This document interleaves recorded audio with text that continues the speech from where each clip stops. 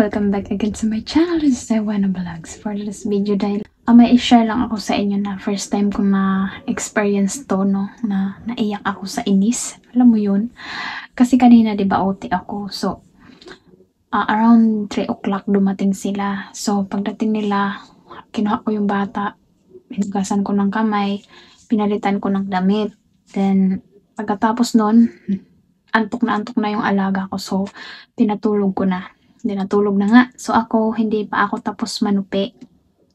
Then, bago ako nanupi, sinalang ko yung sukday. Sinalang ko siya. Then, pumunta ako ulit sa panunupi. So nakita ko, parang hindi kumukulo yung aking pinapakuluan.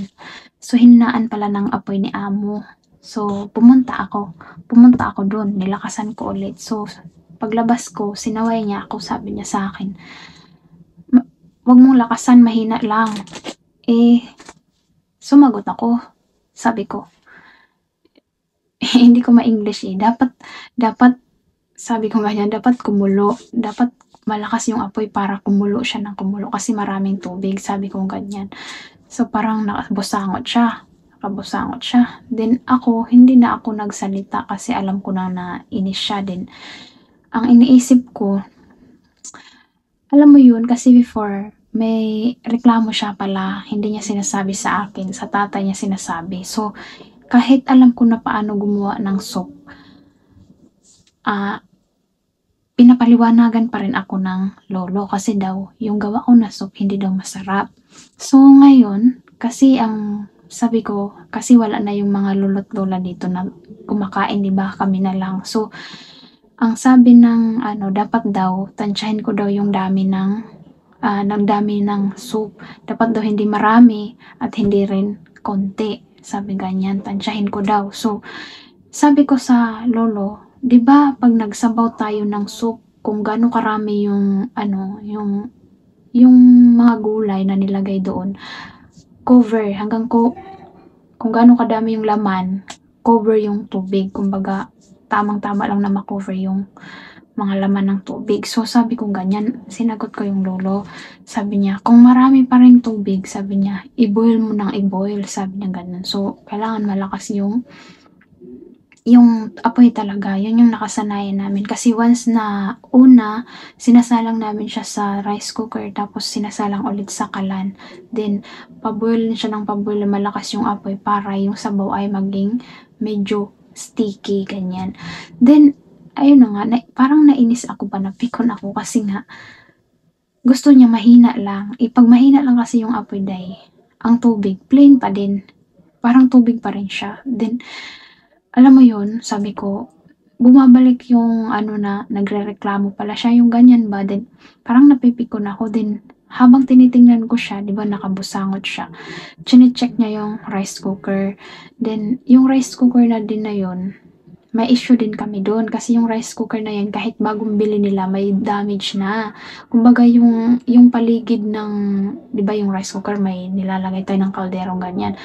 Nakadikit yun sa katawan ng rice cooker. So, sinabihan na naman niya ako, sabi niya, pag nagluto ka o nagsaing ka, punasan mo, i-check mo ng maigi na tuyo yung rice cooker. Sabi niya ganyan, bago mo ipasok doon sa loob. Sabi niya ganyan. Sabi ko, parang, di ba, parang pinag-iinitan niya ako. Then, sabi ko, pinupunasan ko naman amo. Sabi niya, kasi lumala. Sabi ko, sinabi ko naman yan sa'yo nung nag-start pa lang. Sabi ko ganyan. Then, minsan kasi, alam yun, makakalimutin kasi siya. May mga nababasag na, na pinggan, ganyan. Hahanapin niya sa akin. Alam naman niya na nabasag na yun. Sinabi ko na from the start pa lang. Sinabi ko na sa kanya. Tulad nung si among lalaki naman yung nakabasag, din hinanap niya sa akin. Ilang na lumipas. So, sabi ko, pinaalala ko sa kanya. Then, yun nga ang rice cooker. Sumunod na naman yun, nainis. Parang nadagdagan yung inis ko ba na hindi mo mailabas. Parang utong-utong ka ba sa pikon ba din. Sabi niya, pag i-sure mo na tuyo yung ganito, ganyan. Sabi niya, then, inhale, exhale lang ako. Then, ito pa day. Kaya lalo akong naiyak talaga ako sa inis kasi itong alaga ko. 'di ba nanunupi ako, nakatuyod yung paa ko. Then bigla siyang sakay sa legs ko din. Alam mo yung kamay, gano'n sa ano ko, ganyan. Masakit, sinasaway ko siya. Ayaw niya tumigil. Then umiiwas ako sa kanya kasi ayaw ko kasi na ano, yung baga, piko na nga ako eh, 'di ba? Piko na ako, then dumagdag yung alaga ko, nananakit siya. Then yung alam niyo yung harot niya na ganyan, then itutulak ka, napakumot yung kamay niya. Naiinis ako. So, ginawa ko, ah, in gusto kong lumayo sa kanya kasi parang ano na yung init ng ulo mo, 'di ba? Ayaw ko nang magsalita, nasawayan ko siya kasi 'pag sinasaway ko kasi siya lalo niyang gagawin din, tuwang-tuwa siya. So, ang ginawa niya kinalat na naman niya yung aking matatapos na ako sa tupiin ko, eh. Kinalat na naman niya, pinapakita pa niya na 'di ba nakabukod-bukod yung tinupi ko sa amo kong lalaki, sa amo kong babae, yung mga towel, yung tuwalya, yung bedsheet, yung sa alagang maliit, nakabukod-bukod na ganyan. Latay-latayan pa naman niya na sinasadya na talaga dahil na ikalat. So, buryong na buryong ako, alam mo yun? Then, tapos, tumakbo ako, patakbo ako, then hinahawakan niya ako, napakumot nga, yung nagigigil, sekreto lang siya ba, napakumot, iwan ko, bigla lang siyang, ano ba, biglang, may ganyan siyang timing, biglang, tapos tuwang-tuwa, yan din, ako gusto kong umalis kasi parang alam mo yung inis ka, parang sasabog na talaga, sumasakit yung ulo ko, yung parang yung, inis talaga ako din, pumunta ako sa ano, tumakbo ako sa CR pero nakabuntot pa rin yung alaga ko. So, hindi ko maila kasi nandiyan naman siya. So, lumabas pa rin ako. Then, ayun, humiwalay siya kasi sinasaway din siya ng papa niya. Pero konting saway lang, hindi naman natatakot sa kanila. Then, pagkatapos nun, bumalik na naman yung alaga ko doon sa, ano, tinuloy pa rin niya yung pagkakalat. Yung tinupi ko, alam mo yung ginanon-ganon niya ulit. Inis na po, alam mo yun. Alam mo yung pakiramdam na yun. Then, ginawa ko, sabi ko, okay, go. Sabi ko ganyan. Masaya ka? Sige. Ay, ang cute na. Hinayaan ko siya, ikalat. Then, pero maano mo talaga na maano ako na, napipikaw na talaga ako. Then, ginawa ko, pumasok yung, kumbaga, nagkasalubong kami ng amo kong lalaki din. Ayun, yung amo kong lalaki, sinasaway yung anak niya. Then, diretso ako sa CR na, parang, inis na, naiiyak ka sa inis kasi kung anak ko lang yun, kinurot ko na eh. Ano mo yun, nag-ipon-ipon yung inis mo na hindi mo mailabas. Tapos, ngayon, hindi mo naman kailangan, ay, hindi pwedeng matagal ka masyado sa CR, diba? So, ganyan ka na naman. Ayan, ganyan ka na naman. Then, pag gano'n, huminto na siya pagkakalat. Then, alam niya nung nakita niya ako na lumabas, bumalik na naman siya. Ipakita niya talaga sa'yo, Day. Ipakita niya talaga sa'yo na, tapos tuwang-tuwa siya. Sabi ko, masaya ka? Sabi ko ganyan, masaya ka? Hindi, go ako dun. Tapos, alam mo yung tawa ko, para, syempre, hindi, di ba, halata. Parang inaalis mo pa rin yung inis mo, ginagawan mo pa rin ng way na maalis yung inis mo, pero inis ka pa din talaga, di ba? Sige, nakakatuwa ka naman, ganyan ginaganap na plastic ko. Tapos, tuloy pa rin siya din, andun ang isa kasi sa pinaka ayaw ko talaga yung nananakit day. Yun talaga yung umuulbo din yung kaspa ko. Then, sabay takbo sana ako ulit sa CR kasi nananakit na naman siya nga. Yung mangumot nga siya na, kunyari naglalambing sa'yo pero nangungumot siya, nangungumot. Ganun ba ganyan?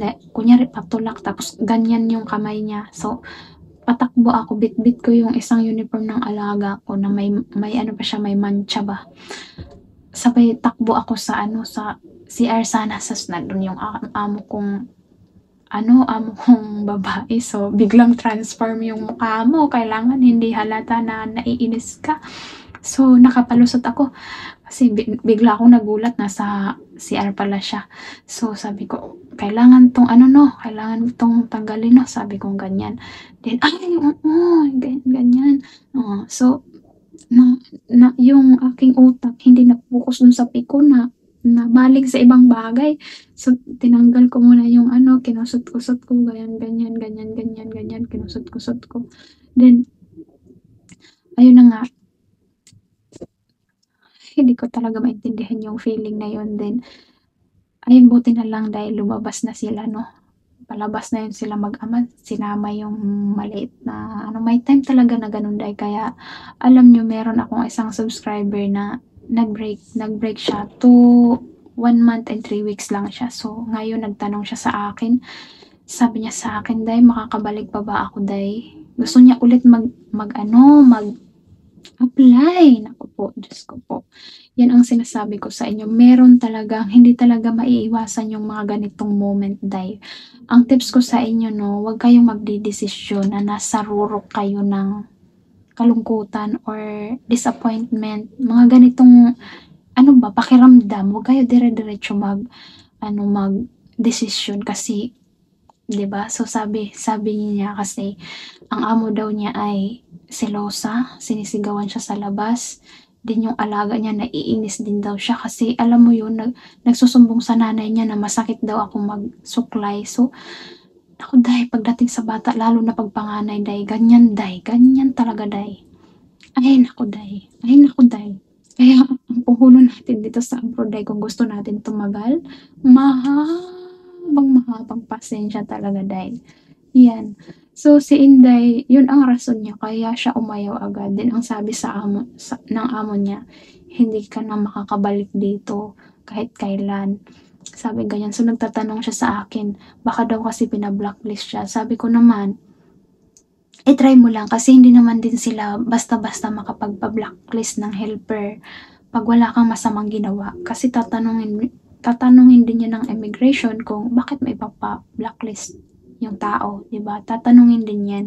So, kung wala ka namang ginawang masama, 'di ba? So, i-try mo lang. So, ang tanong niya, may pag-asa pa ba akong ano, makahanap ng amo? So, yun ang malaking question. Pero think positive lang, subukan mo, wala namang imposible, 'di ba? So, pero kadalasan talaga, lalo na first timer mag-abroad din, 1 month or 2, 3 weeks lang siya, din siya pa ang umayaw, 'di ba? So sabi sabi nga niya sa akin, 'pag binigyan daw siya ng chance ni Lord na makaamo ulit, hindi na niya daw sasayangin kasi may nakuha nga daw siyang lesson dun. So yun nga ang sabi ko sa kanya, dapat inantay mo na lang na sila ang umayaw sa'yo, sabi kong ganyan.